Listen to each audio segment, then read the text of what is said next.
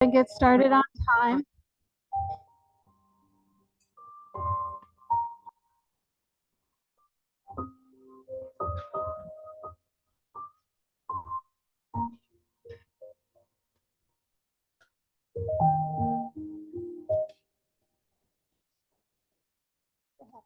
We're going to do it as section.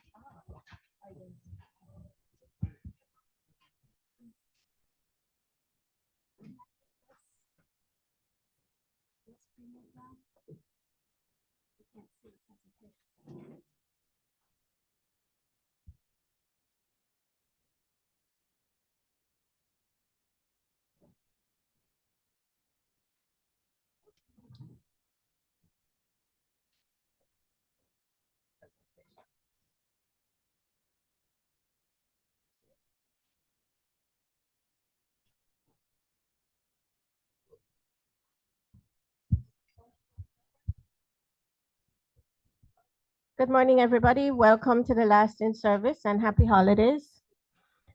Our first presentation this morning is on safety and accident prevention, risk management. My name is Charlene. Now, there is a new, well, not necessarily a new document, but there's an updated document put out by CDC, and it's called STEADY. And the wording or the acronym is very appropriate because it keeps in mind, or it helps us to remember, that we need to keep our elderly patients steady so they don't fall. And STEADY actually stands for Stopping Elderly Accidents, Deaths, and Injuries.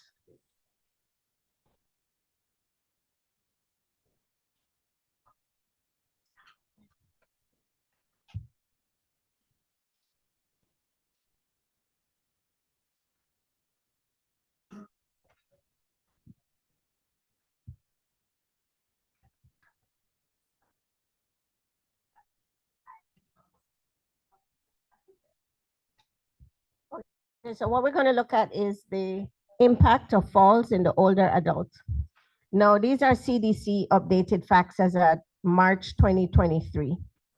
And the report is very alarming because what they're saying is that the reported falls in patients over the age of 65 is 36 million per year. And that leads to more than 32,000 deaths in our community. Now, it led to 3 million ER visits with injuries. And what does it cost us? And when I say us, I mean you and I, because it's the taxpayers that it costs. It costs $50 billion a year, of which 75% is covered by Medicare and Medicaid. So if you look at the projection, older adult falls, it's a growing burden. Between 2018, 52 million people, and they project that we're living older because we are healthier. So their projection is that 1 in every 5 Americans will be 65 and older by the age of 2030, which results in 73 million people having accidental injuries at home. 12 million with injuries and 52 million with falls. So falls are common every second of every day, 365 days in the year. An older adult is going to fall. So we have 950,000 hospitalizations, 3 million ER visits, 8 million injuries, and 32,000 deaths. So they developed an initiative, and this initiative is in accordance with both the British medical industry and the American medical industry. They came together because it's such a large issue. And for persons like yourselves working daily with elderly, they just have 3 key questions that they want you to ask. Find out from your patient or by observation. Did you fall in the past year? Do you feel any unsteadiness when standing or walking? Are you worried about falling? And if your client says yes to any of the above, they need to have a medical fall assessment done. It should be reported to the office. If they say no to all three, then the initiative is that they should have annual screening for fall prevention. So it's three simple questions. Did you fall in the past year? Do you feel any unsteadiness when standing or walking? Are you worried about falling? And we see on the side, rugs at home, pets sitting at the foot of the patient. These are all trip hazards in a patient's home. Now, the components of any fall assessment are very basic. One is a fall history. Two, we look at the comorbidities of the patients that you're treating. Do they have bone issues like osteoporosis? Do they have nervous system pathology such as a stroke, dementia, Parkinson's? Do they have any psychological issues like depression? Muscular, we're thinking about things like arthritis.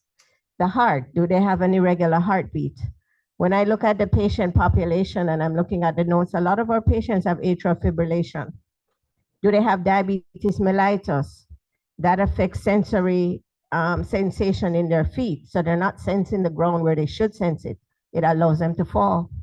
Do they have urinary incontinence? And if you have such a patient, it's easy. You put them on a schedule like how you put a toddler on a schedule. You don't wait for them to say they want to go to the bathroom.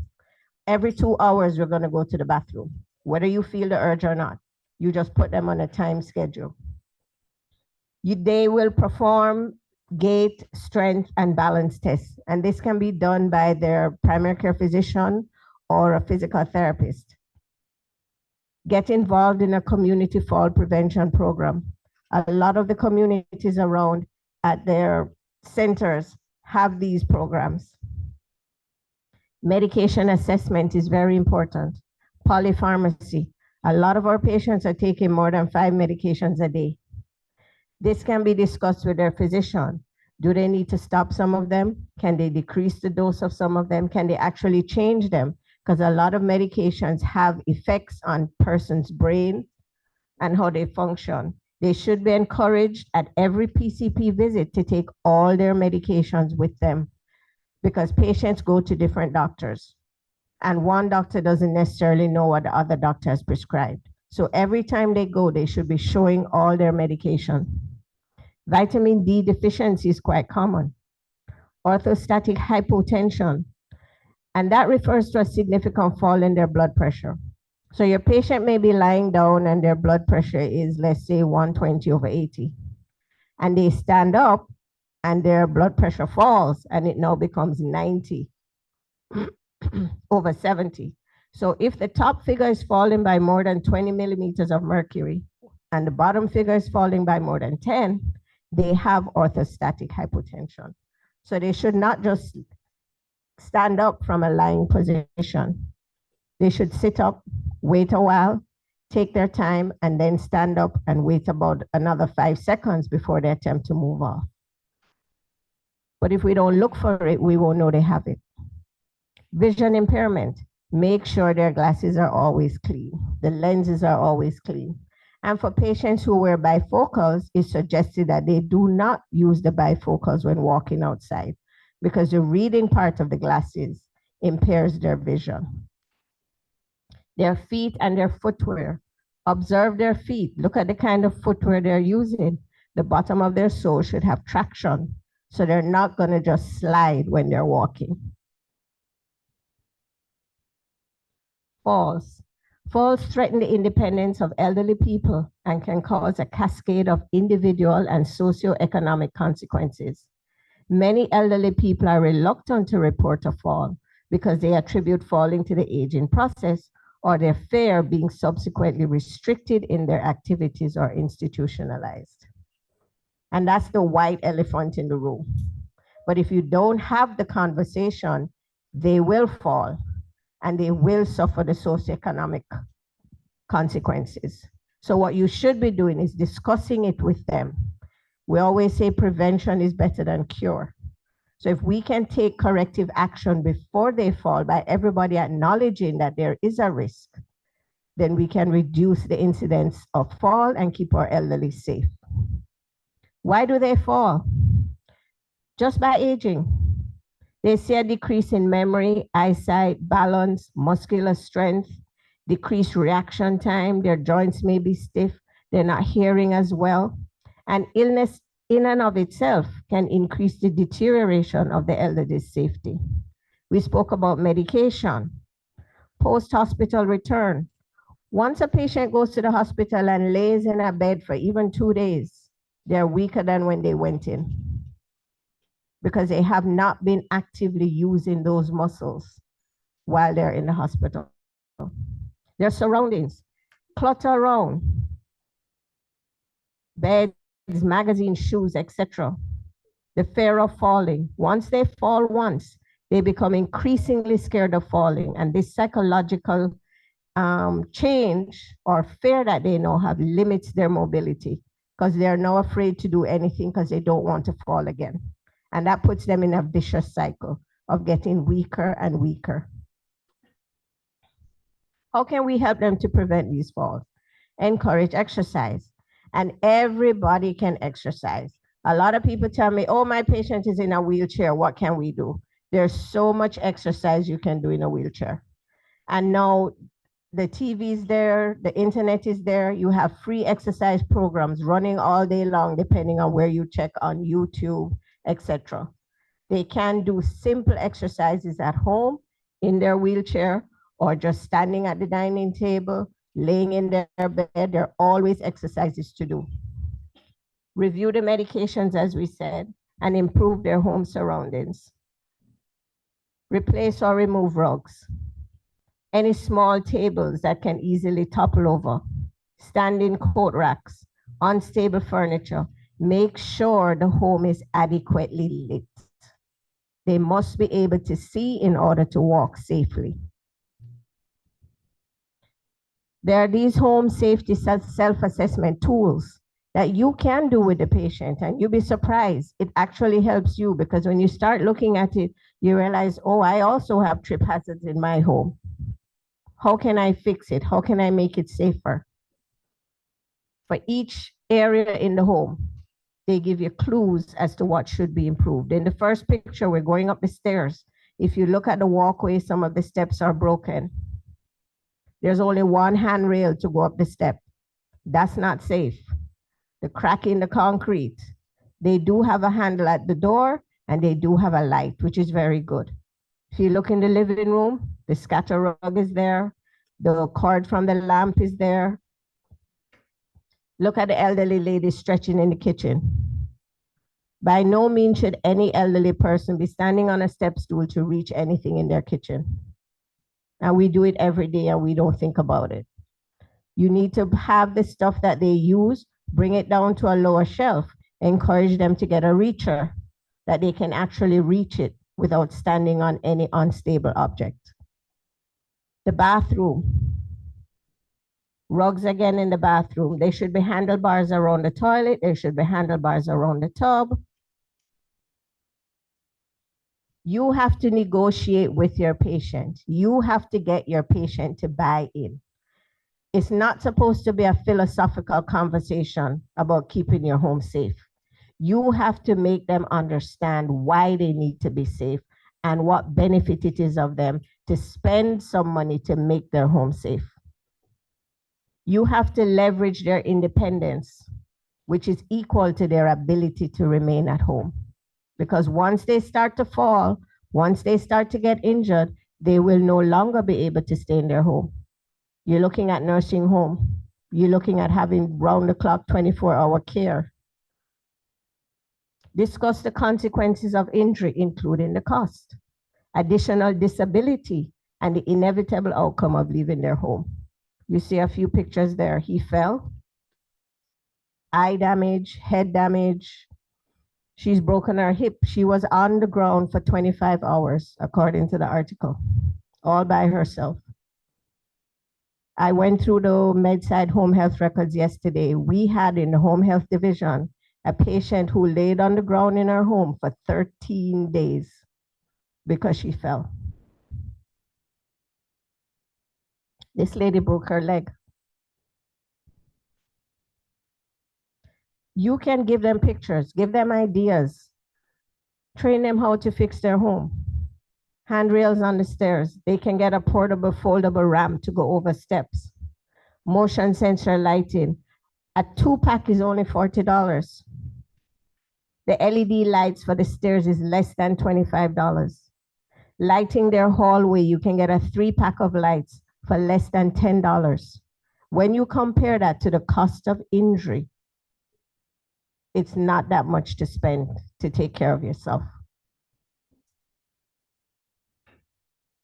Safe transfers are critical to working with elderly individuals.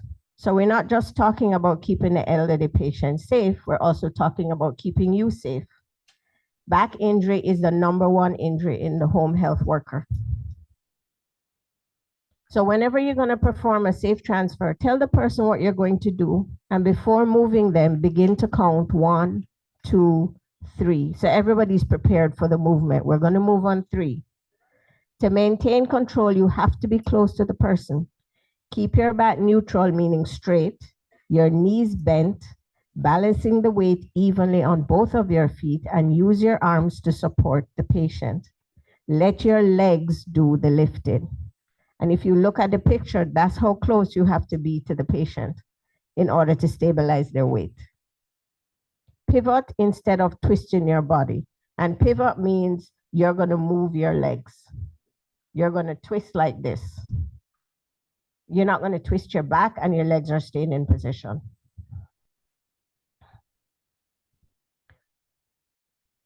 Physical risk to your caretakers. Caregivers put strain on their bodies when working with individuals who have limited independent mobility. While following proper protocol for transfers immensely helps, how do you prevent injuries to your back and neck? Good nutrition, physical fitness, good body mechanics, have a program for managing stress. If you experience back pain, what can you do? Apply a cold ice pack to the injured area for about 10 minutes every hour. Get short rest periods in a comfortable position. Take short, frequent walks on a level surface and avoid sitting for long periods because sitting is one of the worst healing positions.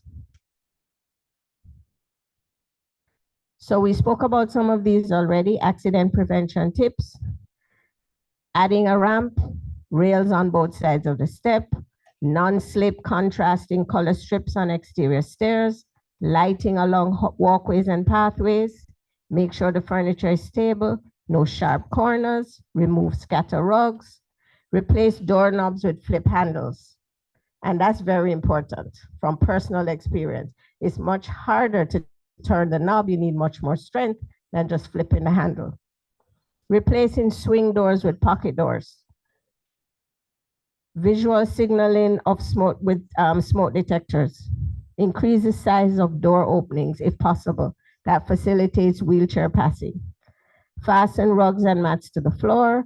Add handles on both sides of the stairwell and consider installing a chair lift on a stairway. In the bathroom, installing a rolling shower or low-rise stepping tub. Add handles and grab bars in the tubs and toilets. And when you're adding handles and grab bars, they're actually non-slip handles and grab bars. And they may cost maybe $1 to $2 more than the average hand bar, but they're more safe. Because when they hold it, their hand won't slip down. They come with a rubber padding. Install pull-out shelves for lower deep shelves. Lower the light switches. Add side-by-side refrigerator freezer will allow for easier access. Install a wall-mounted oven for easier access. So in summary, you have to discuss it. It should not be the white elephant in the room. And don't just discuss it at home. Discuss it with their caregivers. Discuss it when you get to the doctor. Do they need physical therapy? Do they need occupational therapy? Do they need a home fall risk assessment to be done? You have to encourage them and you have to remove the barriers of fear. So therefore, you need to have a patient that is exercising, a patient that's out in the sun getting vitamin D, and a patient that's also eating healthy. Those form the bedrock, the foundation of keeping your clients safe. Thank you.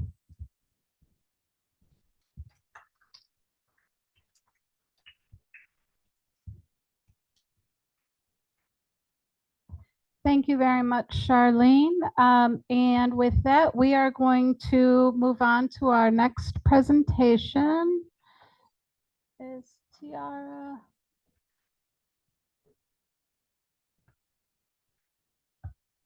We're actually a couple minutes ahead of schedule. So at 9:30, we do have another guest speaker. So let me go ahead and in the meantime, we are going to go through the test answers. So if you guys could pull those out, I have a couple minutes and we're going to go through those. The tests that you guys were working on. If we could go ahead and look at the answers. And if you would start, please, with the first test, that is influenza.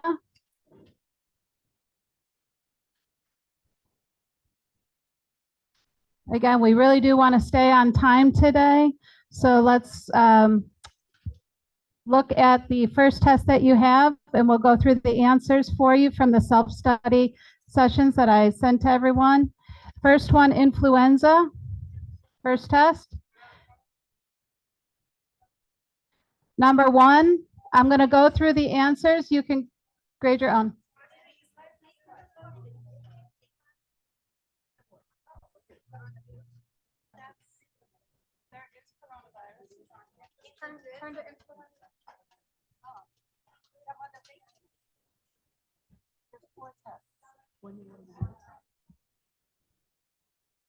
Yeah.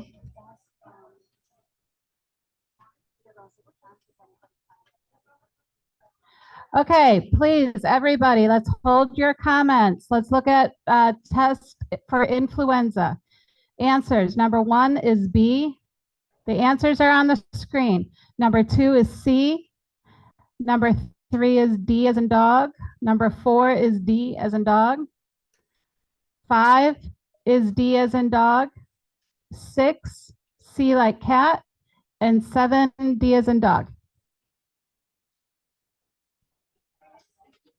The answers are up on the screen. I'm going to repeat them. Please hold the conversations. Number 1, B. Number 2, C. Number 3, D. Number 4, D. Number 5, D. Number 6, C. And number 7, D.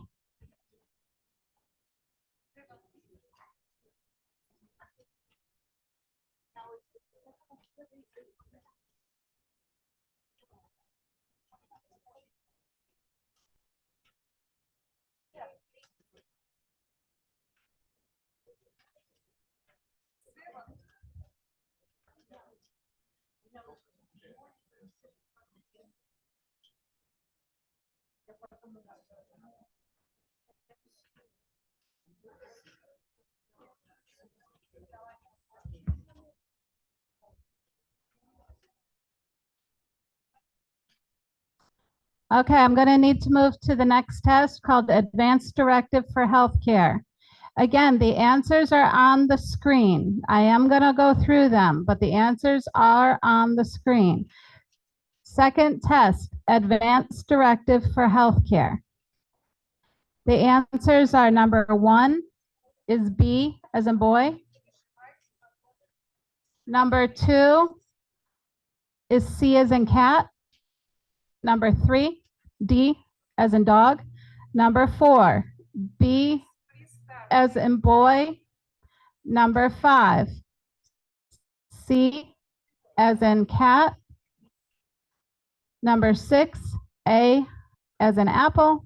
And number 7, D as in dog.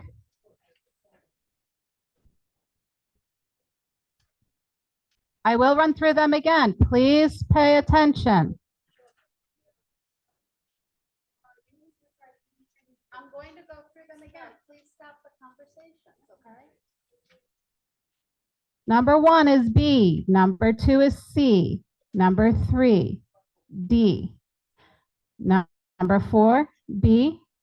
Number 5, C. Number 6, A. And number 7, D.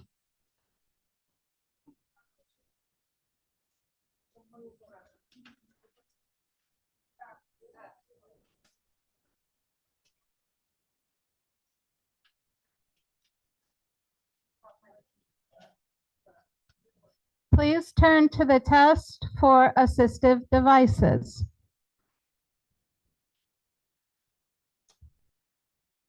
Number 1 is true.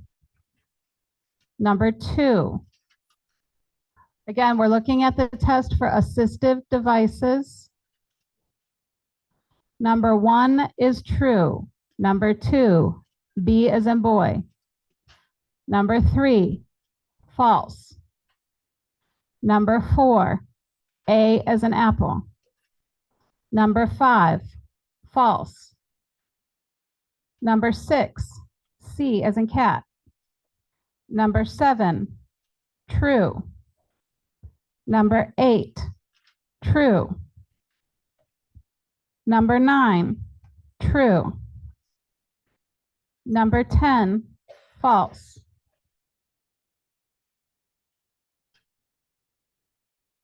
I will go through them again. True, B. False, A. False, C. True, true, true, false.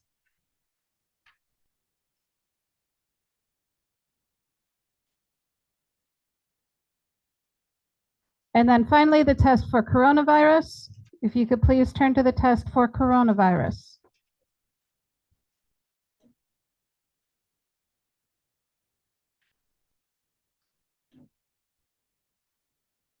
Number 1 is C.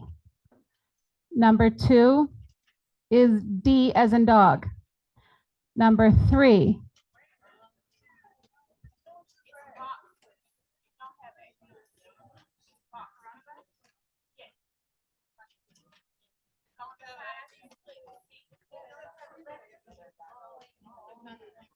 Okay.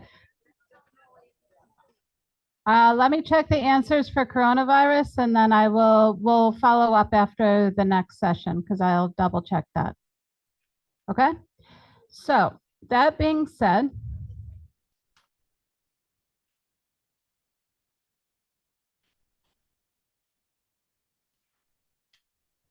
I would like to welcome, please, our guest that we invited, Ms. Tiara Murphy. And Ms. Murphy is from the Fulton County Behavioral Health Network. She is going to talk to you today about programs and services that are available through her department and certain things that you as a caregiver can be mindful of when caring for your own mental health. So please give Ms. Murphy your undivided attention, and let's not have the side conversations. Thank you.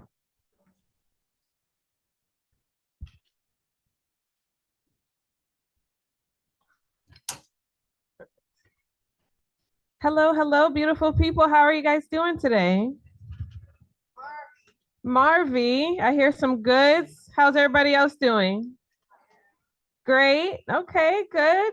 My name is Tiara Murphy. I'm so happy to be here in this space with you guys today. And I'm going to talk about something that I'm really passionate about, which is mental health, mental wellness, mental well-being. And it really starts with yourself, because you guys are out here caring for people that you love, that you work with. And your mental health is so important because it impacts how you are feeling today, how your physical body is feeling, but also how you interact with the rest of the world around you. And so I think we cannot care for others if we're not taking care of ourselves. So you guys ready to hear my little beautiful spiel?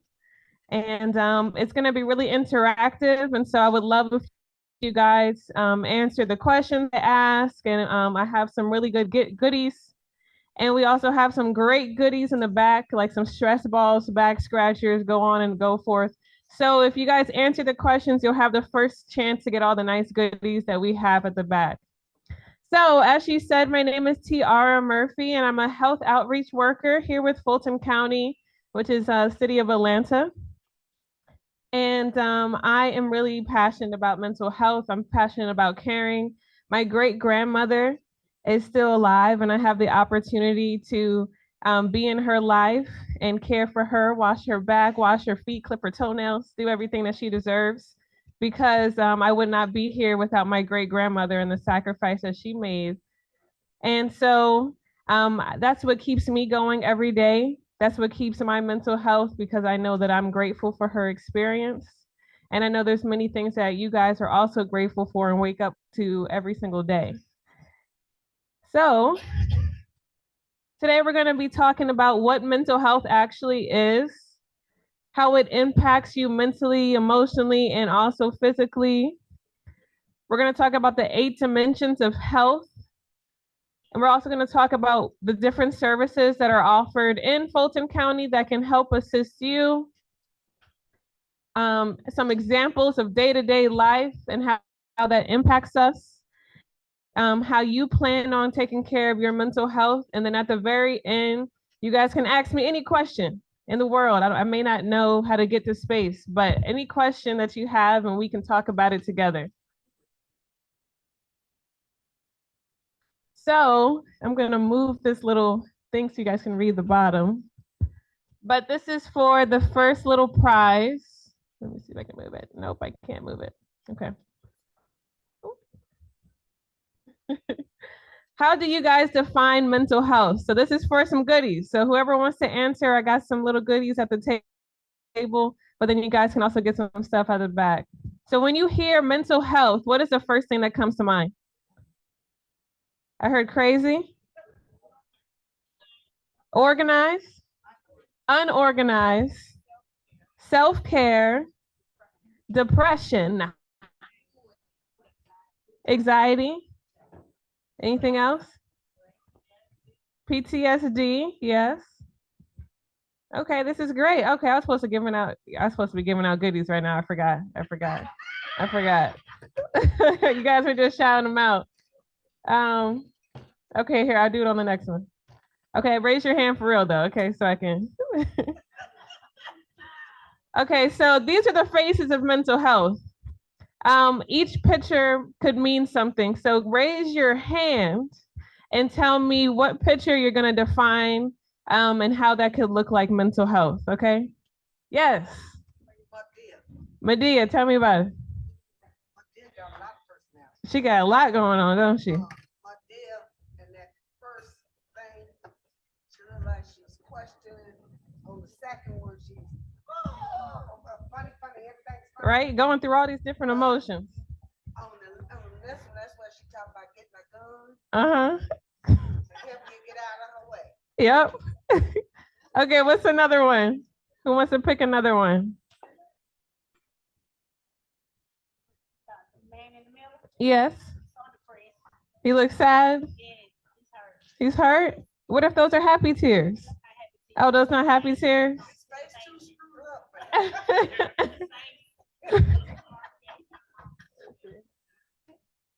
like that one.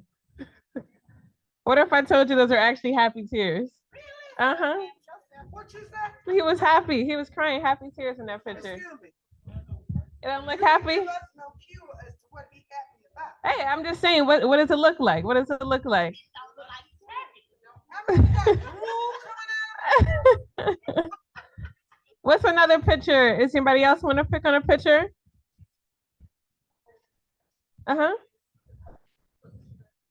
The first one, he looks stressed. He looks angry. Yeah, so I like to show this as, at the end of the day, mental health, we had crazy, PTSD come out, depression, anxiety. It looks like all of these different faces. It could also look like a smile, like that man right there. He could be happy, he could be sad, he could be depressed. You don't know what he's going through, right? Oh, I lost the clicker.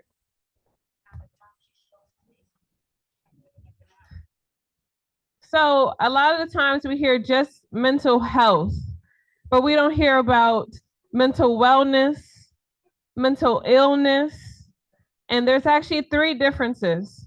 And so mental wellness, or well-being, as I like to call it too, is about how you're maintaining, how you're striving your mental health and wellness, and how you're working towards your mental health every day. Just like you going to the doctor to check your blood pressure, That's you making sure that your blood pressure, your physical health is up to par.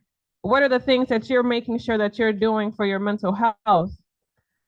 Well, mental wellness. So mental health refers to the behavioral, the way that you think, the way that you feel, the way that you behave, and how you handle stress in any situation. Anything that happens to you, how do you react to it? And then mental illness kind of refers to those mental health disorders that we talk about, like PTSD, anxiety, depression, all of those different things could be a mental illness. But I like to put quotes because that's how we define it in our society. So there's different levels to it. Wellness is what made you get up this morning? Your job, right? Your baby. Mental health is how did you react to your baby or having to go to work? And mental illness can be if we are so stuck in those deep depression holes or anxiety and the fear. And so another thing I want to show you guys. Oh, wait, never mind. We're not there yet. So the impacts of caregiving can be a lot. And we have a combination of stress that's already on the outside life that we also have to bring in to caring for somebody else. Are we able to decipher when I'm at work and when I have all these other things that are going on in my life too? And depression, anxiety, all of these things impact your physical health as well. And so I met a caregiver at another caregiving event, and she was so sad. She was so depressed. She hadn't done any caregiving in so long because a couple of her patients passed away due to, older age. And she cared for them for such a long time that she was afraid to go back into the business again, even though she knows that's what she loves to do.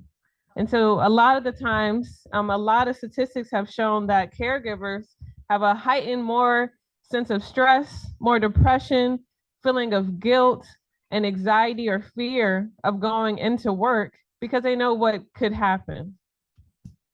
And when I was at this other caregiver event, we were talking about a lot of the times caregivers have a lot more going on in their body health-wise that they aren't taking care of themselves because we've been so busy taking care of everybody else. So when was the last time you guys went to the doctor? When's the last time you went to therapy? When was the last time that you made sure your blood pressure was right? Or you checked your temperature? Did you put some lotion on? Did you rub yourself? Did you give yourself a hug today? You put some Vaseline on. Good, good. Very good. Make sure the lips not dry. But there's so much impacts because we forget how to care for somebody. Oh, we know how to care for somebody. We forget how to care for ourselves, And how does that impact your mental health when you are just on a go mode every single day, from caring for your children, from caring to somebody else, caring for your family? Where do you fit that time in? And so the next part that I'm going to talk about is, what these 8 cups are doing over here. I'm not drinking them or nothing. So has anybody heard of the 8 dimensions of wellness? A little bit. So we have spiritual, intellectual, financial, environmental, occupational, social, physical, and emotional. And all of these kind of define into these 8 dimensions of your own wellness. So how are you doing emotionally, coping with your everyday life, the healthy relationships as well, and how those impacts your emotions? Financially, how you doing? Right? How are we doing socially? Do you feel like you're connected in your community? Do you feel like you can talk to anybody about how you're feeling today? Do you feel like you have people that want to hear about how you're feeling? Spiritually, this could also connect with your religion, universe, God, But spiritually also means what makes you want to get up and do what you're doing every day too. Occupational, your job. Physical, your body, nutrition, your sleep. Intellect, are you learning new things? And environmental, how we connect with nature, plants. Do we have good oxygen to breathe? Do we have to be worried about being hurt outside when we go outside? So all of these cups kind of talk about how you are feeling in your overall wellness. And so I heard some of you say your financial cup isn't really full, right? So what if you're working really hard and your occupational cup is filled, but your financial cup is empty? So does that mean that now your emotional cup is empty because you're having to run around, right? So you want to put a tiny bit in your emotional? A little bit, poquito, okay? Your physical health, so let's say all of these have water, right? All of them are filled up. Oh, do we have enough? Let's see. Bam, okay. So maybe your connection with your spirituality is filled, right? Maybe it's filled, but maybe you didn't get to have your financial cup filled because now you got to worry about all your other bills. You got to worry about taking care of somebody else. And so now you're working really hard. Your occupational cup is filled, but your financial cup is empty. So now we're stressing out about, can I even pay my bills? Can I even take care of myself? I don't know. My emotional cup is going more into my job. My physical health is declining because I'm so daggone stressed. My cortisol levels are high and to the roof, which is causing more inflammation in my body, raising my blood pressure, all of this extraness. And now I'm gonna go, talk to the Lord. He gonna keep me strong though. He gonna help me out, keep my connection more high, right? But now look at what's left. Do we have all these 8 dimensions are really filled up? And you can also take your own experience and try to think about what cups are filled up in your life right now. What cups are empty? And also think about with the people that you already interact with on a day-to-day basis, whether that's your family, your friends, the people that you're caring for. Like, why are they mad all the time? Well, what cup may be empty for them? Do they have social connections? Are you the only person that comes to see them? Do they have to worry about their finances? All these other things connect. So whenever I see somebody, I don't know how to dislike them because I know that for some reason, whatever has happened in their life has impacted one of these cups. And so if we had a connection of love, respect, care for one another, but we had to learn how to do that with ourselves first.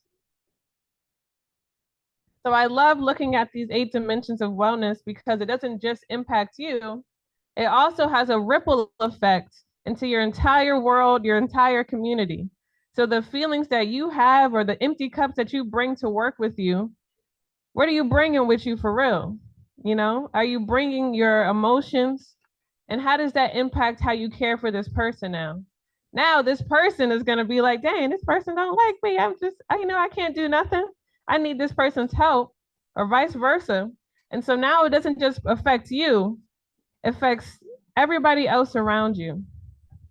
But it also has a ripple effect backwards, right? Because if there's something going on in the world, all the crazy stressors that we know that's going on in the world, how does that impact the community? How does that impact your family? How does that impact you personally? And so it has this back and forth ripple effect. But the only real thing that you have the ability to control is how you choose to interact with people and objects. That's all we do in our entire life, is we interact with people and objects. And how you choose to interact with this object or this person. And if you have that first root of love and respect, but you have to find that love and respect within yourself first before you can go do that for somebody else. And so try to think about how all of these cups are impacted by, if a certain community doesn't have a lot of money, that certain community is going to be impacted more by certain things, right? So how do we take care of ourselves, especially as caregivers? I want you guys to collaborate and talk with other caregivers respectfully. Okay, don't be coming up. Betsy over here, she going crazy, man. I don't know what to do with her, right? But maybe we can change that too. I don't really know what's going on with Betsy, but I do really want to give her the best. Do you know the best way that I can really try to listen to her, or I can just give her grace, or I can just disconnect myself and do what I guess got to do at my job and leave everything else, you know? Take care of you. What are some things that make you guys happy? Did we know that? Does anyone? Huh? Being safe? Is that what you said? Oh, more pay. Financial cup. That financial cup is empty over here, right? Rest. Rest. Your pet. Yes, I love me some pets. Self-care. What does self-care look like though? We hear that all the time. Hair done, nails done, everything did. Going shopping. But the financial cup empty. How you gonna get your nails done? Right. Right. Practicing gratitude. You guys have done a lot for other people. When was the last time you said, you know what, good job, Tiara. You did what that you could. Even in situations that may not have gone your way, you still try to do the best that you could in that situation. And you guys are doing selfless acts that you don't have to do for caring for somebody else. So please give yourself credit, give yourself a hug, give yourself some love. Oh, that was a good hug. I saw that one. And don't forget to accept help. You guys think that y'all got to do it on your own because you're out here saving the rest of the world. But when have you said, yes, you know what? Yes, you can help me take these groceries or pick this up, or something so tiny could take up so much, a little bit of free time in your space. And reflect, monitor your emotions. This is a good one because we're so quick to react, but do we know how to, okay, wait, why am I feeling this way? And there's this little circle, I should have brought the picture, but first you feel your emotions. Your second, you acknowledge, why am I angry? Third, okay, maybe I'm angry because this connects all the way back to this thing that happened to me when I was little or something. And then you say, okay, well, how am I going to manage this?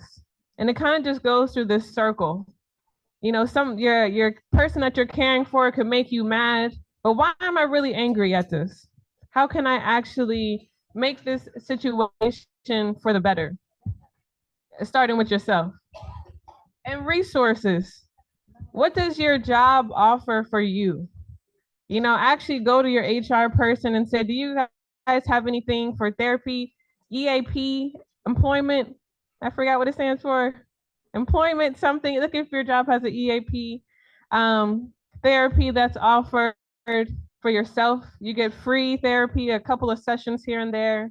But if you don't know if those are offered in your community, Fulton County Behavioral Health, we have all of these different services that we can show you at the back of the table. You do not need insurance. You don't even need any money. You just have to live in Atlanta. But if you don't live in Fulton County, so many other counties do it as well.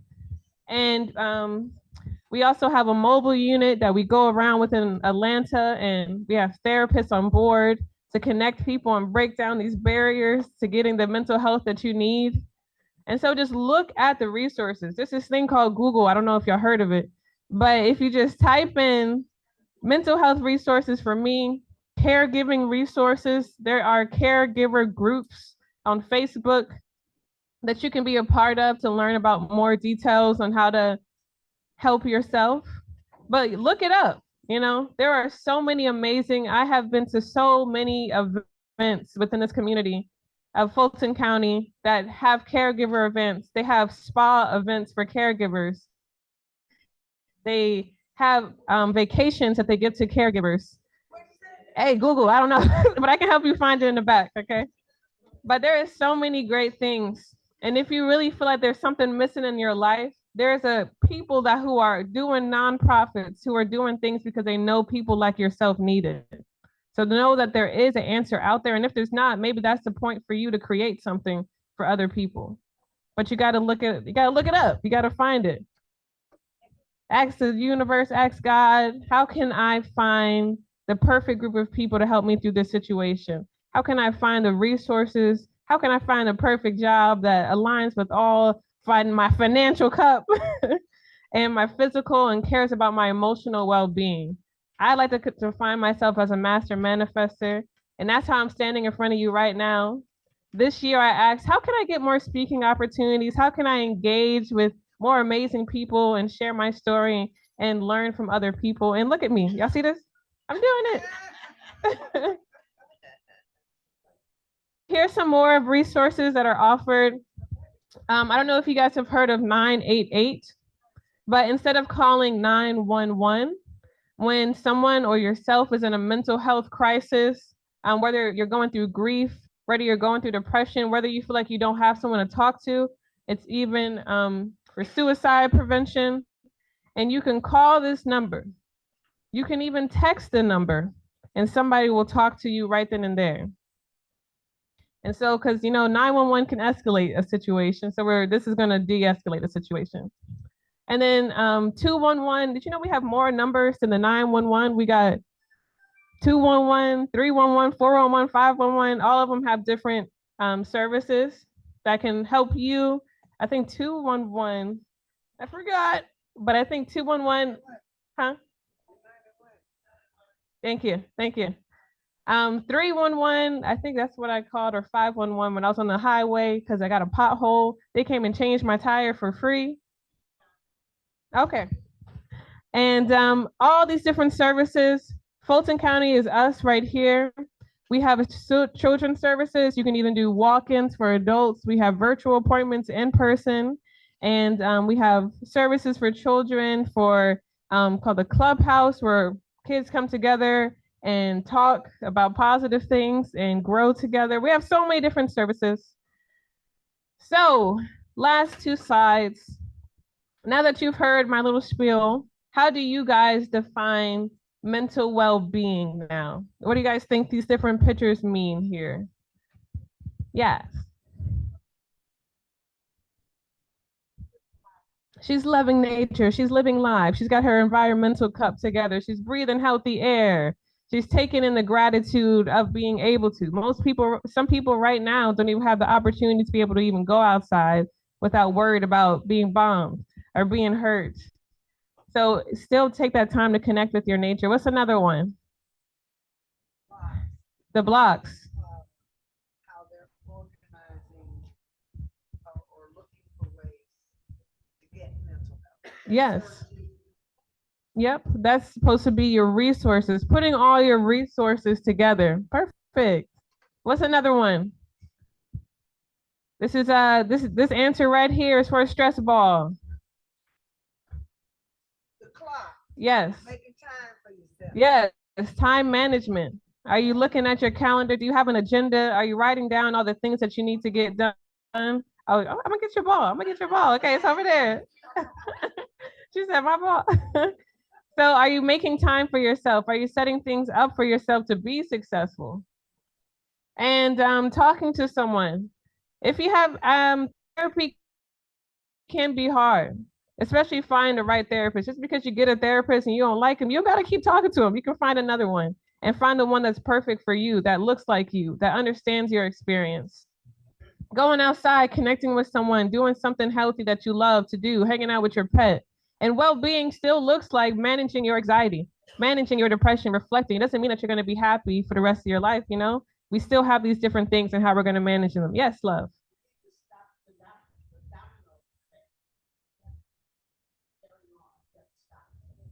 Absolutely.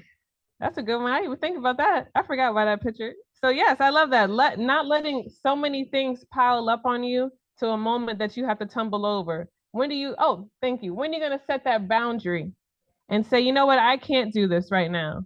I need to take care of myself first. So this is what well-being looks like.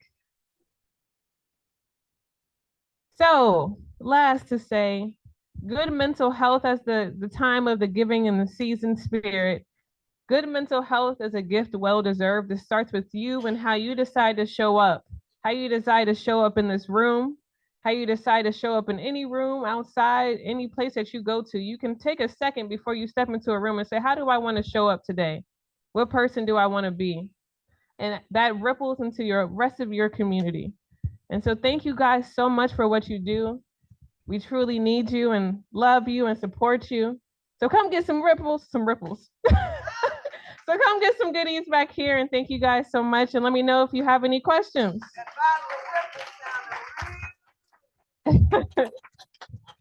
Any questions? No. You're welcome. We'll come on to the back, and thank you guys.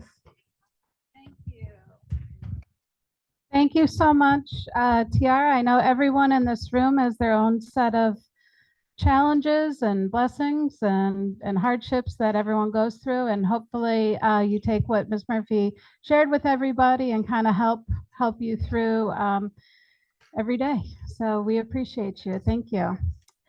Our next guest speaker that we've invited is Sandy Carroll with AFLAC. Most of you have seen in your chairs or at the table some information about AFLAC benefits. And she's going to discuss with you a few minutes about things that are available to you. And then she and Ms. Rachel are also going to be here throughout the day if you guys want to stay and talk to them individually about your personal situation and ask questions that are specific to you. Okay, so please give Ms. Carroll your undivided attention. Thank you. Thank you, Mary. Good morning, everyone. Again, my name is Sandy Carroll. I am your AFLAC agent here at Medside. Rachel's back there. You can't hear me? Okay, is that better? Okay, good morning. So AFLAC, how many of y'all are familiar with AFLAC, know anything about AFLAC? The duck, everybody just knows the duck commercial, right? You're familiar with AFLAC? Yeah, did you have to utilize it? Very helpful for you to have it, very good. So thank you for sharing that. So AFLAC is a supplemental benefit. What that simply means to you is that the benefits and the policies and the brochures that you have at your tables or in your chairs, those policies pay you cash benefits. Can you hear me? Okay, is that much better? Okay, so AFLAC is supplemental insurance. What that means is the benefits outlined in your brochures, they pay you cash benefits. That money comes directly to you and you can use it however you need to. You might need to pay the doctor bill, but then again, you may need to put groceries on your table or put gas in your car, okay? So it's your money, you can use it however you see fit. So have you ever, you've got health insurance, you went to the doctor, a week later you get a bill and you think, gosh, I had health insurance, why am I getting this bill, right?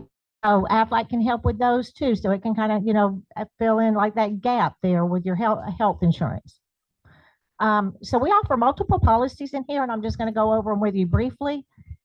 We have a cancer policy. The cancer policy, children under the age of 26 can be added at no additional cost. AFLAC's a huge proponent against childhood cancer. That policy has your initial diagnosis benefit, all your treatment benefits, as well as a wellness benefit. So if you have that policy and you cancer screening, every year it's going to pay you back $75. Okay. There's a lot to go over with these policies. So once I get through with this, I've only got like 10 or 15 minutes. Rachel and I will be sitting back there. Y'all can come by and see us. But you can also go ahead and start filling out your forms there's an interest form that's got the rates, the premiums for each policy. So I kind of got off track. Go back, let's get to the critical illness. Critical illness is going to cover things like your heart attack, stroke, coma, paralysis, end-stage renal failure, anything like that. AFLAC is going to pay $7,500 on the initial diagnosis, and then it has treatment benefits as well as an ICU benefit. Y'all stop me if y'all have any questions. Okay. The next policy is going to be a hospitalization policy. If you are hospitalized for any reason, it's going to pay you a benefit for the first night in the hospital, each additional night. It also includes physician visits a year, and and MRIs and CT scans. It also has your surgical benefits as well. The next policy is going to be our short-term disability. Short-term disability is going to be your income protector. So if out of work due to an accident, sickness, or injury, it's going to pay you a benefit. That's going to be based on your annual income. So that's something I think we do have a rate sheet out there that shows for different ages and incomes what ability would be. Any questions so far? All of these are different prices. So the prices are all listed. So they're all individual policies. Is that what you're asking? Yeah, they're. You got one policy, get all that together. No, so they're all, that's a good question. They're all individual policies because with Aflac, we say you get to choose and pick which policies best suit your needs. Okay. So not everybody may need the same policy. So also, while we're talking about that, Aflac policies are portable. And what that means to you is that if you ever leave here for any reason, you can take your policies with you at the exact same rate that you got them. And once you're enrolled in an Aflac policy, you are locked in at that rate for the life of the policy unless you make any changes. Okay. Last but not least, we do have a whole life policy. This is a pretty unique policy. It is a permanent policy, and it does include life benefits or living benefits built into it. The first year of enrollment, it is guaranteed issue with minimal questions. So basically, if you've not been hospitalized in the last year or so, you would qualify for this policy this year. Okay. Any questions? Rachel, you have anything you want to add? Oh, the accident policy. How about that? That's probably one of our more popular policies as well. So the accident policy is 24/7 coverage. It does cover you on or off the job. It literally covers any accident that you can imagine. Most people want to think of a car accident. It would cover a car accident, but it also slip and fall. A couple of weeks ago, I had a policy holder who was out eating dinner. He bit into something, broke his tooth. It was covered under his accident policy. That policy is going to pay treatments for your initial treatment. If you're hospitalized, it has a benefit for the hospitalization. Ambulance benefits, MRI, CT scans, follow-up visits to the doctor. It will pay up to 6 follow-ups per accident and 10 physical therapy. It does include an accidental death benefit. Lord forbid, if anybody dies in an accident, their beneficiary gets $50,000. And that policy also has a wellness benefit. So every year you have that policy and you have a preventative screening. It could be your cancer screening. It could be an eye exam, dental exam, anything like that. And it's going to pay you $80 back every year just to have that done. So, and I think when you look at the rate sheets, the interest form there, you'll see that the rates are really affordable. Majority of those policies, those premiums do come out of your check on a pre-tax basis. Okay. Rachel's got her hand up. Yes, Rachel.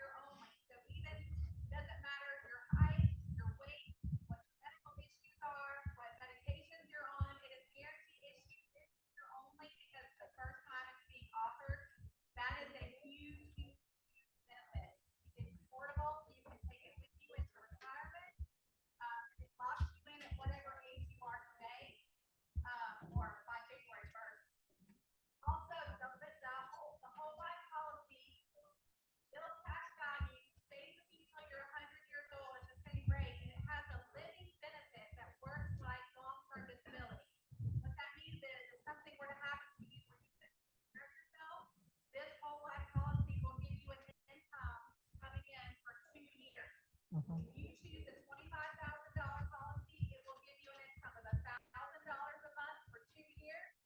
If you choose a $50,000 policy, it will give you an income of $2,000 a month for 2 years.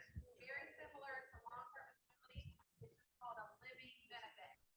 So it pays out when you pass away, has a death benefit. It also pays out while you're living, called the living benefit. Why do you do only 2 years? Almost like 2 different policies in one. The rate for the life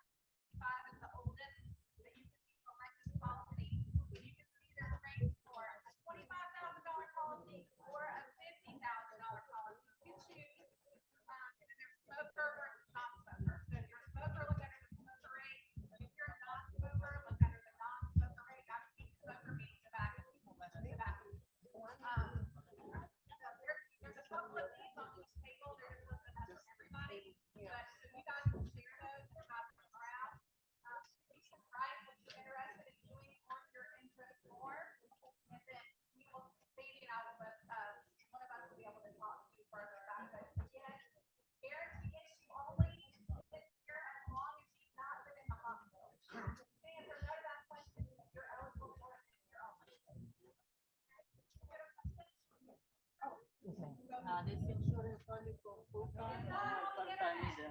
Part time. Part time? What is it? Yeah. And for me and spouse or just for me part time? So that comes out for anybody that's part time. Oh, no, I know. For me and spouse, I pay like for the All of the rates that are listed are bi-weekly rates.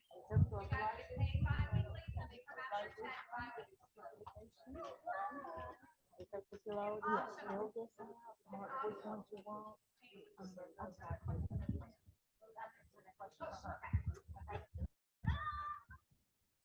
So we're. Part-time, as long as they work over 20 hours, they qualify, right?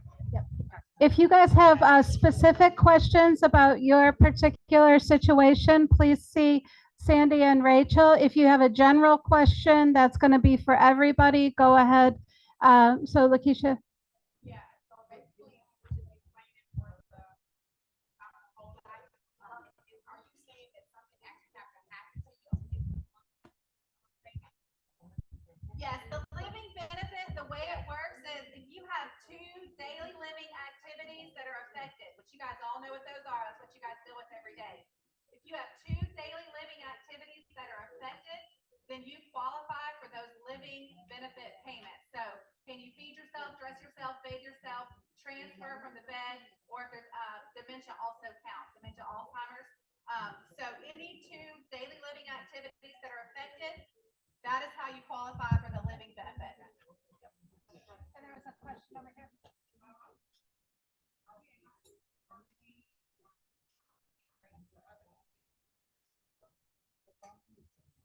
If they're employees here? No, they're not employees. No. This is specific rates or specific for that side. This is a There was another question that these came are up from. true benefits for y'all as employees. Right, I can't even offer this life insurance, I can't even offer my neighbor the rates that you guys get with the living benefit. I can't even offer my sister or my neighbor those same rates. So it truly is a benefit that is just for you guys at that time. What's the Aflac Plus rider? The plus rider is a lump sum critical illness rider and can be added to the short-term disability hospital or accident policy. It pays a lump sum of $5,000 on the onset of like 15 critical illness. Okay. So it is a rider. It can be added against the accident or hospital. There was a question over here that I wanted to know if part-timers could enroll in Aflac. Yes, they can. Okay. Any other questions? All right. Well, thank you very much, Sandy and Rachel. And so please see them on your way out after the presentations for any specific questions or if you're interested to enroll. I did put the answer key, I fixed the answer key for the coronavirus. So if you guys could go back to your tests, please. And let's go look at the answer key for coronavirus.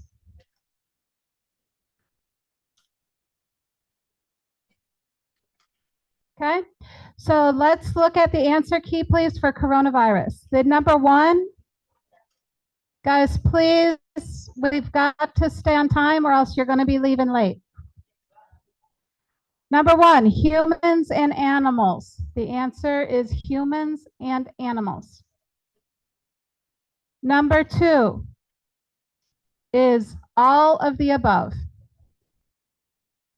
Number 3 is stop working, put on a mask, contact your supervisor, and go home.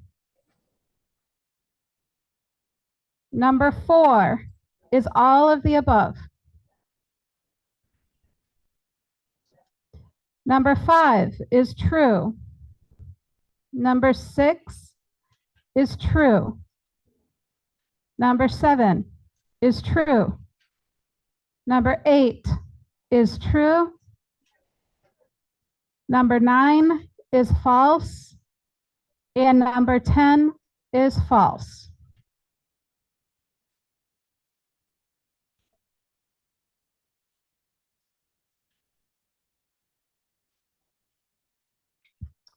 Okay, so now we are going to move on. I do have our annual in-service for CPR, AED, and first aid basics. This information we generally do look at every year. So I am going to go through the slides with you guys. One additional thing that we will be implementing is a skills checkoff. I will let you all know it'll probably be over the course of the next 2 months where you will actually demonstrate the skills so that we can do the friends and family certification. So what we're going to show you today is the basics of it, and then we'll have different blocks of time scheduled for you to come in at your convenience. I know there's too many people to do it all today, so we'll schedule time for you guys to do it in blocks as at your convenience over the next couple of.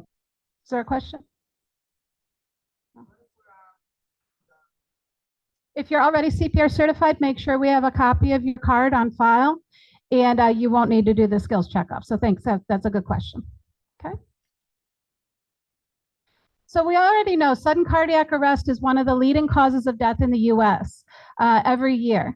And cardiopulmonary resuscitation, or CPR, is a life-saving technique that's useful in many emergencies, including heart attack and also drowning, in which breathing and the heart has stopped beating. The American Heart Association recommends that everyone, whether you are trained and certified or not trained, practice CPR. And what we're going to do today is considered the bystander CPR. Essentially, it's far better to do something than nothing at all. Okay, that's the American Heart Association's take on it. So it's better to get fast CPR started than to just stand by and do nothing. So just to give you a little science behind it. So when the heart stops, the lack of oxygenated blood can cause brain damage in only a few minutes. And somebody could essentially die. An adult would die within 10 minutes in most cases. Children and infants, it's even less time. So CPR, what it does is it keeps the oxygenated blood flowing to the brain and other vital organs until a more definitive medical treatment is available. And that's usually medications and devices. So before beginning CPR, the person, you have to establish, is the person conscious or unconscious? You never want to perform CPR on a conscious individual.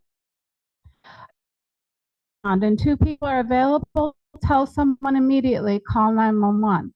If you are by yourself with an adult, most people, if you have your phone handy with you, you will call 911. They will then walk you through step by step the process. So if you think that they've suffocated or the lack of breathing, like in drowning, then you would begin CPR for about 1 minute and then call 911. But that's not usually the case. If an AED is available, you are going to want to get the AED and begin the AED right away.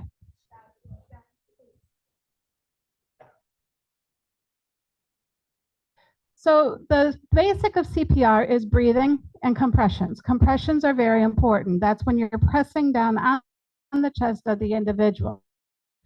So essentially, you're going to put the person on their back on a firm surface, kneel next to the person, place the hands on top of each other in the center of the chest. We're going to see a demonstration of this as well. And then you're going to keep your elbows straight, locked. Use your upper body to compress about 5 centimeters or 2 inches. So it is a good amount of space that you're going to be compressing down. The rate is rather quick. It's about 100 to 120 per minute. So it's almost 2 per second that you're going to be compressing.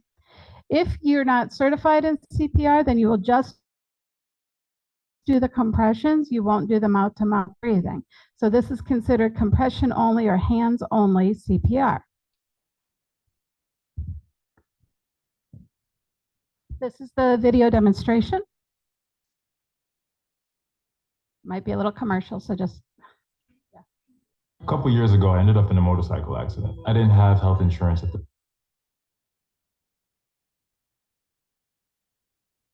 time.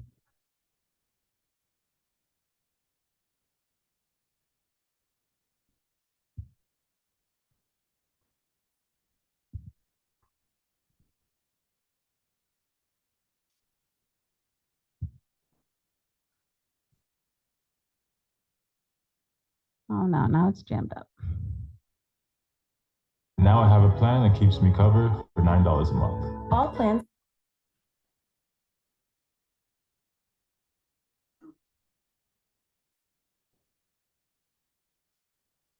Okay, so that you can see here the call 911, set the phone on speaker next to the person.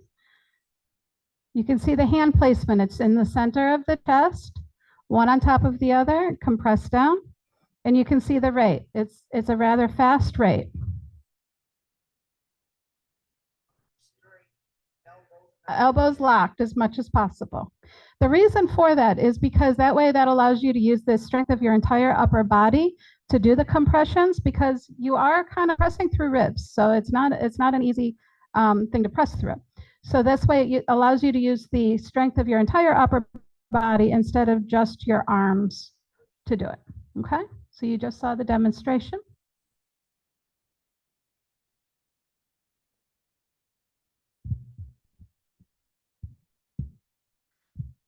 So an AED, it's an automated external defibrillator.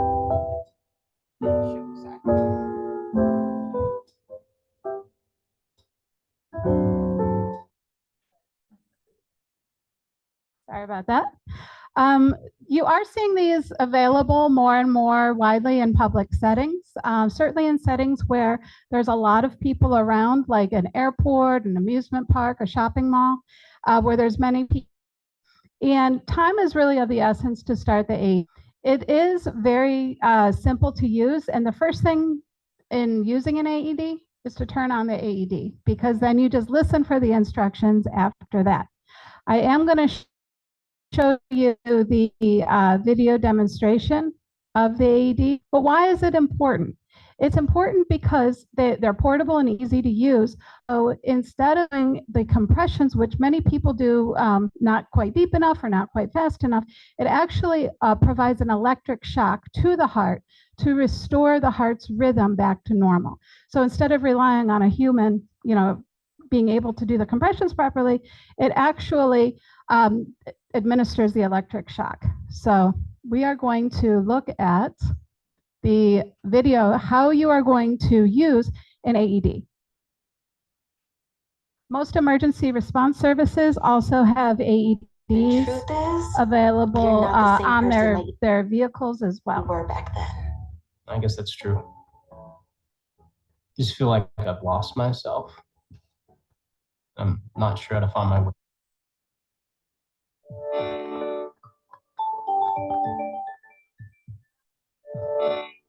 Every year, thousands of people die of sudden cardiac arrest. She's unconscious. Go to the front desk, call 911 and bring me the AED.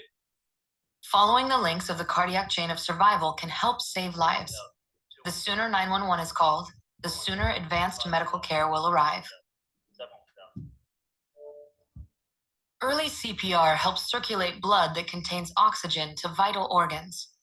Most people experiencing sudden cardiac arrest need an electrical shock called defibrillation. Continue CPR until an AED is ready to use. An AED, or Automated External Defibrillator, is a portable electronic device that analyzes the heart's rhythm and determines if an electrical shock is needed to help the heart restore an effective rhythm. Most AEDs can be operated by following these general instructions. Turn on the AED. The AED will tell you what to do next. Press pads firmly to patient's bare skin. Make sure the person's chest is bare and dry. Use a cloth or gauze pad to dry the person's bare skin where the pads will be placed. Remove the pads from their packaging. Carefully peel off the backing from one pad and place the pad on the upper right chest. Place the other pad on the left side of the chest.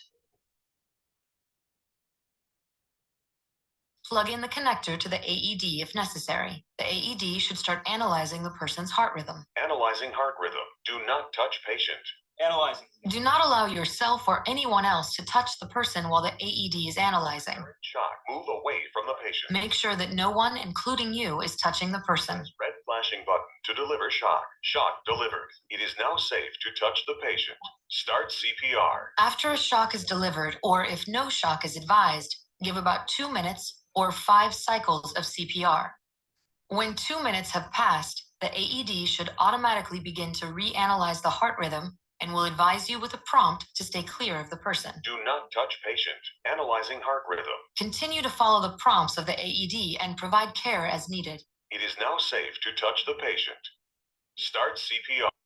If at any time you notice an obvious sign of life, such as breathing, stop CPR, maintain an open airway, and monitor for any changes in condition. An AED can also be used for children and infants who are not breathing. Use pediatric pads if they are available. Operate the AED and apply the pediatric pads to the child's chest the same way you would for an adult.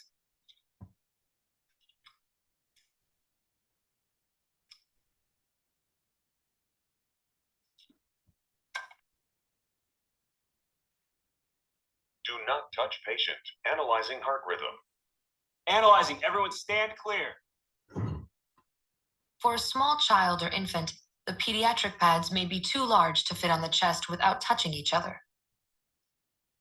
You may need to attach one pad on the center of the chest and the other on the back between the shoulder blades.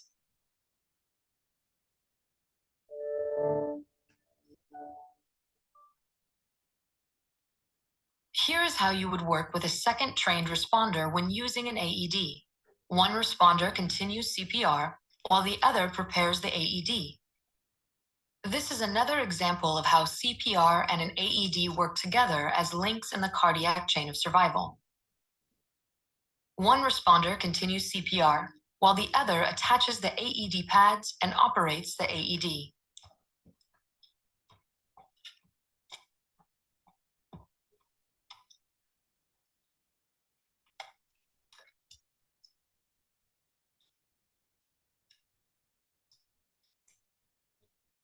Do not touch patient. Analyzing heart rhythm. Everyone stand clear.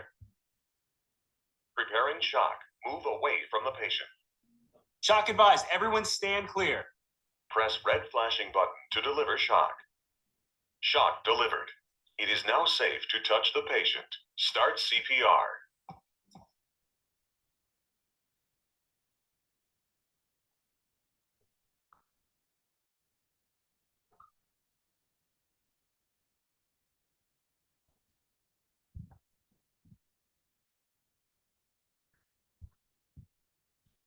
Okay, as you can see from the video, it does give you the step-by-step instructions, and there's a picture that shows you where to place the pads.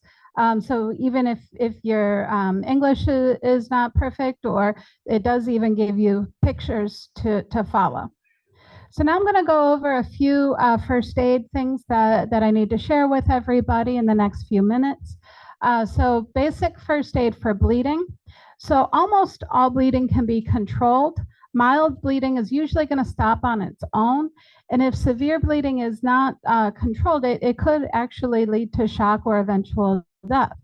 So most important, it is to cover the wound with gauze or a cloth and apply direct pressure.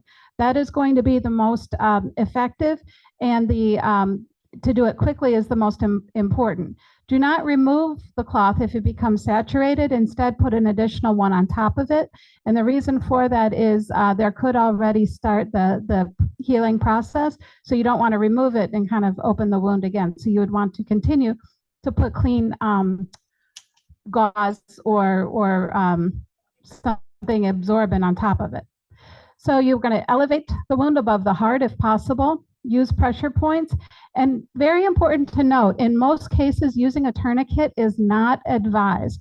So that is kind of an old school thought process. You know, if there's bleeding, to apply a tourniquet to stop the blood or the circulation to that area. That is usually, under most circumstances, not advised to do. If you're looking at first aid for burns, the first step is to stop the burning process. So usually if it's just a simple burn, from a kitchen, you burned yourself on a hot pan, you're going to run it under cool water. You're not going to apply butter or any oil, any petroleum-based things. You're going to run it under cool water. You also don't want to apply ice because that could make the burn even worse.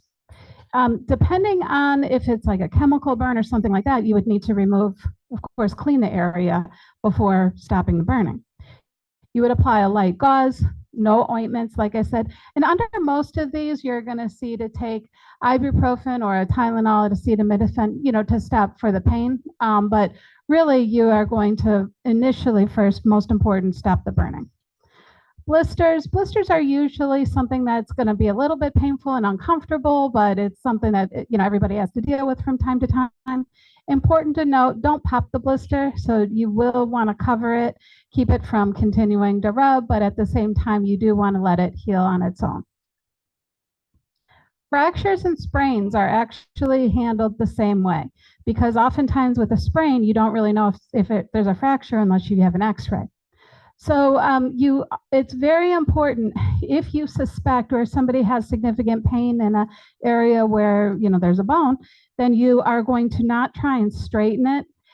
Instead, you're going to try and stabilize it, especially if it's a limb. You're going to try and stabilize it using a splint and padding to keep it immobile. Put a cold pack on an injury, avoiding placing ice directly on the skin, and then elevate the extremity. It is really important in these cases that you do have somebody review it and look at it from the standpoint of an x-ray, making sure that if it's suspected, and like I said, same thing for sprains, elevate it, but you do want to have that x-rayed. Nosebleeds, most of us have nosebleeds. I know in the winter with all the dry air and that they are more common.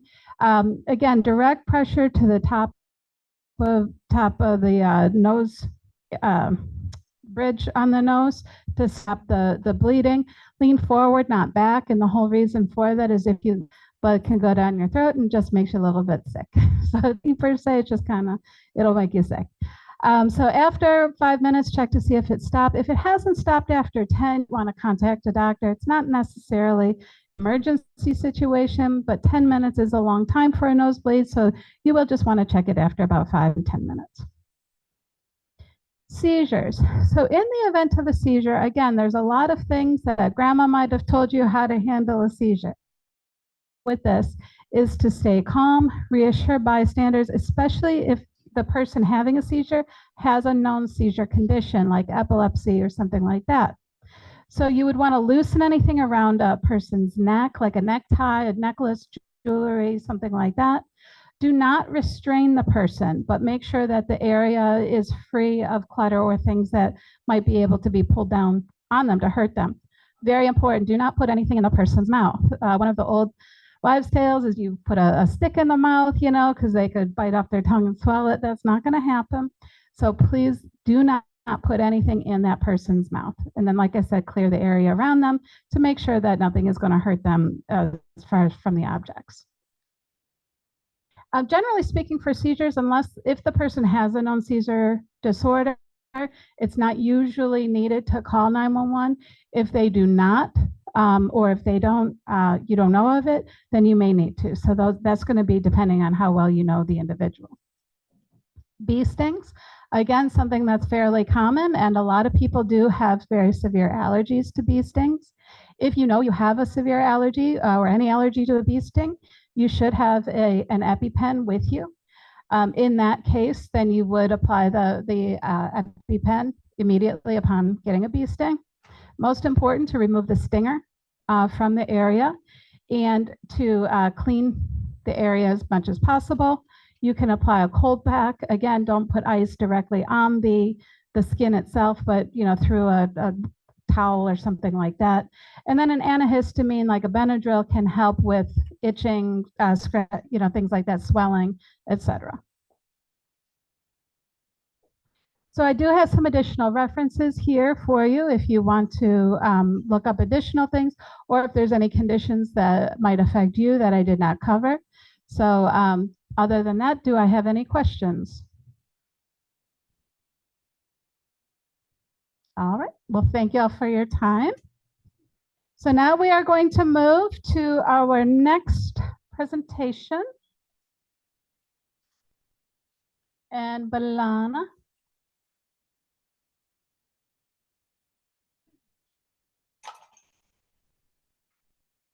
If everyone could please welcome Balana, the Director of Non-Clinical Services, and she is going to talk to you all today about rights and needs of the elderly. So please give Balana your attention.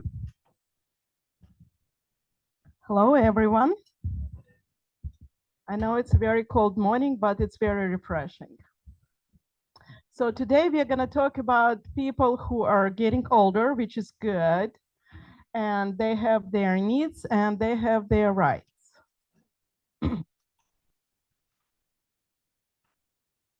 Oh, well.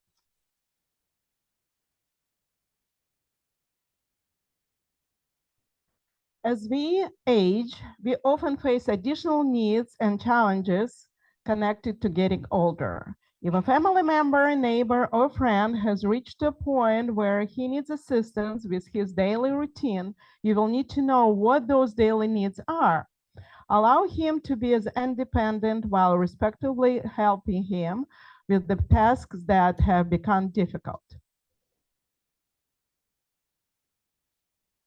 I'm just trying to make it full.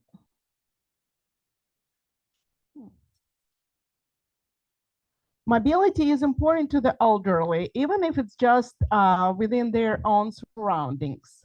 Make sure they are properly fitted for either a wheelchair, motorized mobility chair, walker, or cane. Install a wheelchair ramp, handrails, and a wider doorways to make getting around the house hassle-free. A hospital bed, shower chair, lift, or tripod bar might assist with getting up from the bed or staying safe in a shower.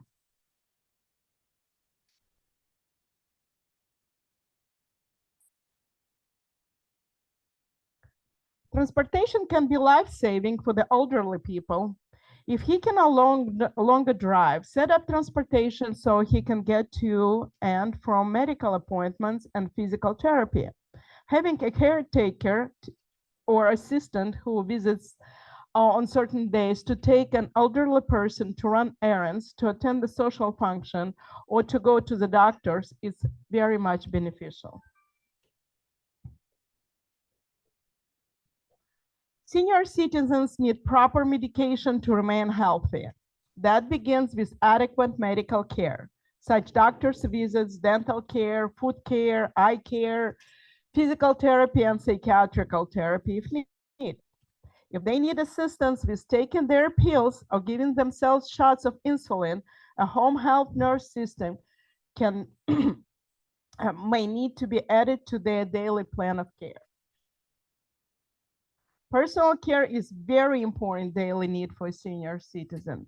She may need assistance with bathing, dressing, and personal grooming.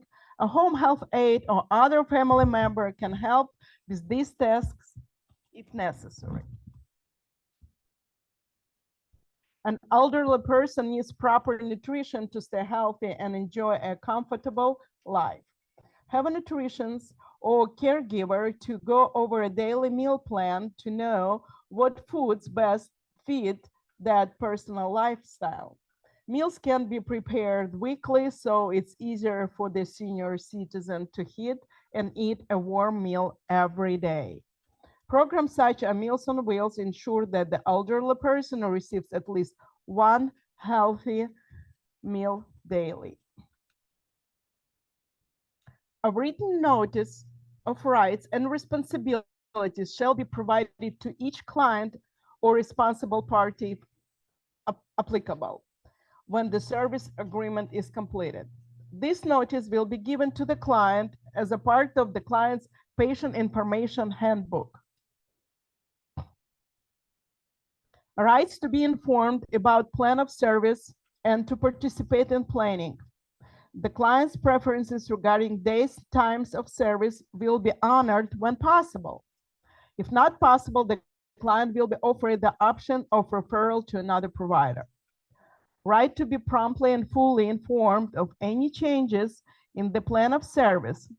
Changes in time of service and availability or change in staff will be reported to the client residence as soon as possible before the service. So the client retains the right to accept or refuse services.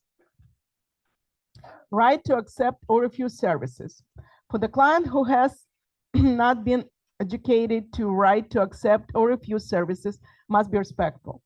The refusal of services will be reported to the supervisor immediately when the client could personally or potentially suffer harm from the refusal of service, or individual who, if left alone, could not feel free, could get out from their burning house or might wander off and get lost. Right to be fully informed of the charges for services. Right to be informed of the name, business, telephone number, and business address of the person supervising the services and how to contact the person. Right to be informed of the complaint procedures and the right to submit complaints without fear or discrimination or retaliation, and to have them investigated by MedSide within a reasonable period of time. The administrator is designated to handle complaints and questions, and they can be reached at 404-633-7433 and located at 1120 Hope Road, St. Georgia 30350.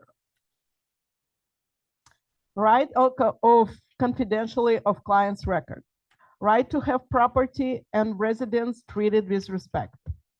Right to receive a written notice of the address and telephone number of the state licensing authority, like department, which further explains that the department is charged with the responsibility of licensing MedSide and investigating client complaints which appear to violate licensing regulations. Department of Community Healthcare Facility, Regulation Division Healthcare, Section 2, Peachtree Street West, Atlanta, Georgia 30303, and the telephone number 404-657-5850. Right to obtain a copy of MedSide's most recent completed report of licensure inspection from MedSide upon written request. MedSide is not required to release the report of licensure inspection until MedSide has had an opportunity to file a written plan of correction for the violation, if any, identified. The facility may charge the client reasonable photocopying charges. Right to be advised that the client and the responsible party, if applicable, must advise MedSide of any changes in the client's condition or any events that affect the client's service needs.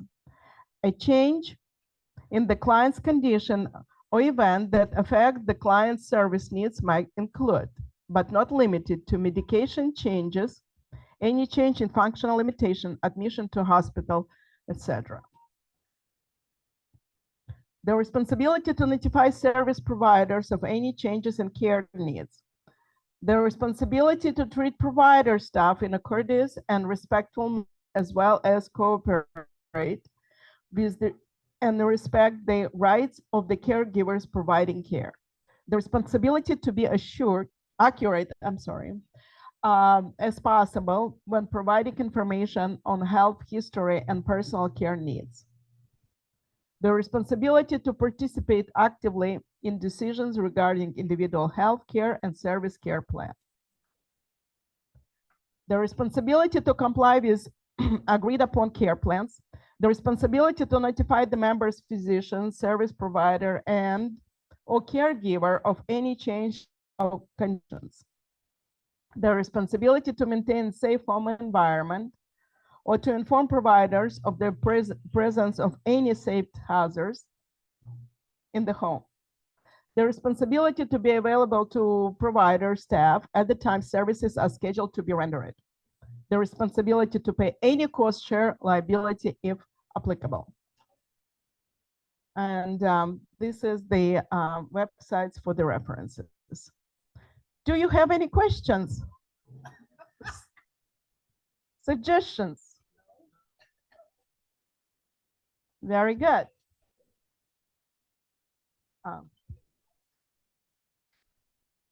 And now Mary is gonna say that's, yeah, everybody.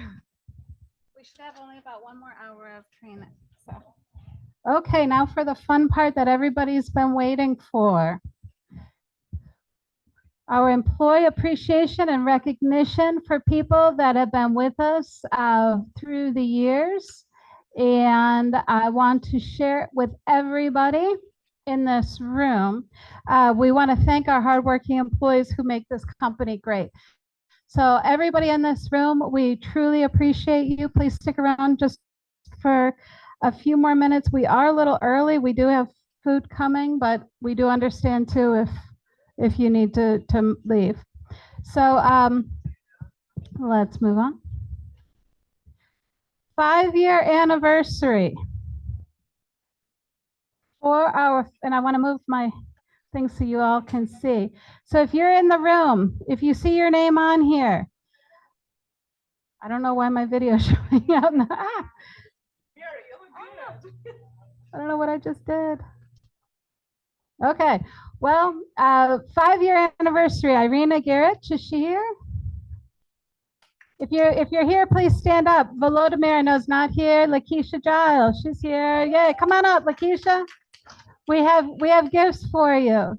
Katrina Ruffin, Rouge Alam, Kate D. I know you're in here somewhere. Kate D. Woohoo. Mizan Mukadinova. Are you here, Mizan? I thought I saw you. No. Okay. Hanifa Amirshayeva. Is Hanifa here? No. Charlotte Cantrell, Elena Denson, Deborah Woods, Priya Nago, Justina Glinska, Maria and Mike Ginsburg, Nino Aristavi. Nina's here. All right. Victor Vavidos, I know he was here earlier and I think he's already left. And Scott Morrison. So thank you guys. And we have gifts for you. And here's Kate D to pass out your gifts. We have Lakeisha Giles and Nino Aristavi. So let's give everybody a very big.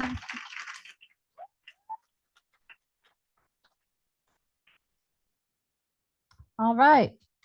Now we're going to move on to 10-year anniversary. So everybody who's had 10 years with us. We have Lubov Agafanova. Lubov, I saw you. Yeah, there you are. Come on, come on. Lubov, come up. Elnara Matanova, Shaka Ismail Yusupov, Oli Banmi Akande. I think I saw you. Yes, I did see you earlier. Come on. And Huda Midi. Is Huda here? Oh, yeah. Kate, open up. So we do have for our 10-year people.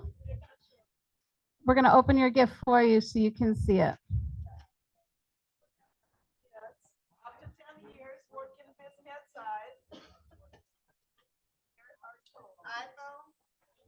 It is not an iPhone. Yeah, very close to that. It shows time. Let's put this. Yes. It's a beautiful silver clock for you to put, and it says MedSide thanks you for 10 years. So thank you all very much.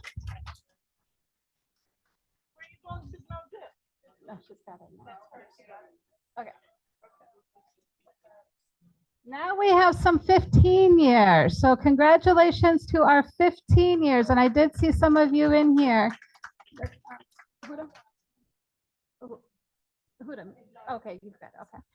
We have Elmira Bezginova. Is Elmira here?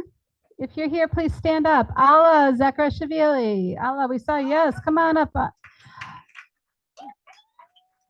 Margot Mamakova. Margot, no. And Jenny Bigelow. So congratulations to our 15-year anniversary.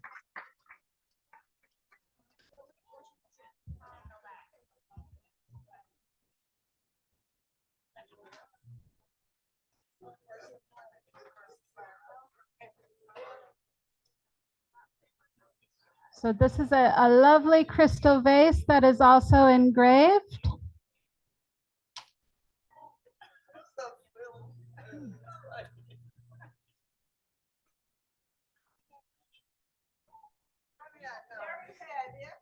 It's a very heavy vase. That is beautiful.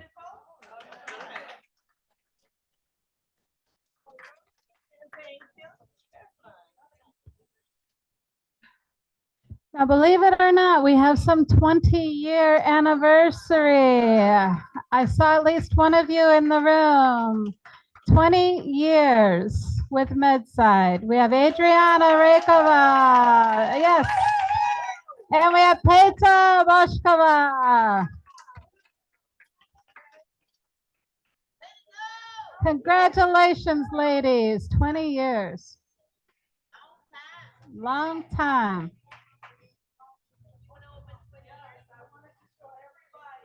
It's heavy. Be careful.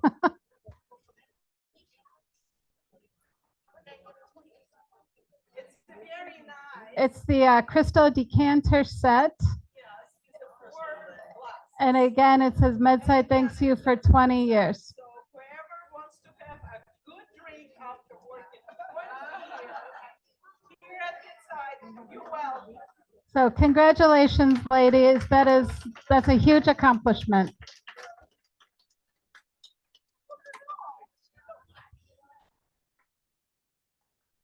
But if you've been here less